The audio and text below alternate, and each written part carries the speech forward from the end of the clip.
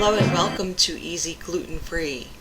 Today we're getting classic gingerbread men all dressed up for Halloween in these cute mummy and skeleton costumes. Now I know we've made gingerbread cookies here before, so today's video is going to focus on rolling and cutting techniques and how to decorate these cute Halloween treats. And I'll leave a link in the description box for the dough itself with regular and gluten-free versions. And since the gluten-free dough is a bit more fragile, today I'm sharing my best tips for success. First, get the dough divided and wrapped into more manageable rectangular sections. And I think it's easiest to roll out room temperature dough. But chilled dough is easier to cut. So we'll roll it out first, then chill it before cutting. And the best trick I know for rolling out dough without adding a bunch of bench flour is to do it between sheets of plastic wrap or parchment paper. I like to start at the center, then roll outwards towards the edge of the dough, then go back to the center and repeat in the opposite direction, and then go the other way. And repeat a few more times until you've got it at about a 1/4 inch thickness. Then it's time to chill the dough. And if you roll it out directly onto a cutting board, it's very easy to transport the rolled dough to the fridge to chill for 15 minutes. But if you don't have a cutting board, it's just as easy to roll directly on your work surface between sheets of plastic, then lift the rolled dough onto a wire rack or cookie sheet to get it chilled. And once the dough is chilled, it's a lot easier to cut.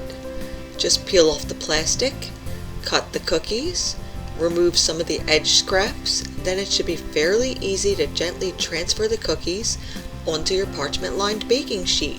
But if you're still having problems even with the chilled dough, you could always roll this directly onto parchment paper, then remove the edge scraps and head straight for the oven.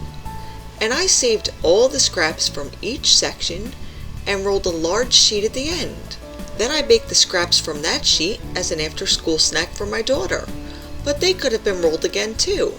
And once all the cookies are done baking, cool them on a wire rack for at least 10 minutes before decorating. And I used a very simple icing made of confectioner's sugar, vanilla, and a little water. And you want the consistency to be pretty thick so it holds its shape. And after loading it into a few small Ziploc bags, which are not only cheaper, they're also easier to hold on to than a full-sized piping bag, snip off a tiny corner, then draw on your designs. And I sped up the footage here to keep this video a little shorter. And for the eyes, I'm using these little sequins you might normally sprinkle onto cupcakes. And I like to get them into matched sets, then apply them with the tweezers while the icing is still wet. And make sure to press them down into the icing so they stay put when these dry. And for the pupils, I just added some cocoa and thinned down about a tablespoon of the same sugar glaze I've been using to decorate. Then just use a toothpick to apply 2 tiny dots. And this guy's all done. And isn't he just the cutest thing? And for the skeletons, I kept the design fairly simple. Just use your imagination and try to decide what the bones of a gingerbread man might actually look like. And I didn't want to get too complicated since I was making a lot of cookies. And when all the cookies are done, let them dry undisturbed for about 8 hours. And then I actually put mine into little plastic bags for my daughter's Halloween party. And I think the kids are going to love their little ginger friends. And I hope I've given you enough simple tricks to feel like you can tackle these cute little treats. And if you'd like to print a copy of the gingerbread cookie recipe, I'll put a link directly to that blog in the description box below.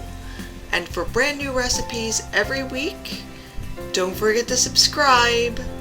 See you again soon.